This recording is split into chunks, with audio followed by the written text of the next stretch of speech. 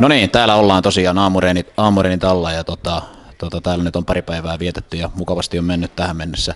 Organisaatio on hieno ja ihmiset on tosiaan tosi iloisia täällä ollut ja ottanut mut hyvin vastaan. Ja tosiaan iso kiitos vielä tosiaan Tampereen Pyrinnölle, että mahdollisti tämän siirron. Tämä on ollut totta kai meikäläisen niin kuin unelmien täyttymissä monen nuoren koripalloilijan ja tässä tapauksessa vanhemmankin koripalloilijan niin unelma päästä pelaamaan ulkomailla ja nyt se toteutui mulla. Niin Tämä on oikein hieno juttu tällä hetkellä ja toivottavasti nyt tänne Tampereeltakin rupeaa faneja tulee kattoon pelejä, että toi Ryanair rupeaa loppukuusta lentään tosiaan aika halvalla, että sillä pääsee mukavasti kattoon pelejä ja ei mitään muuta ja terveisiä tosiaan tonne Pyrinnön pojille, siellä on tänään kova matsi.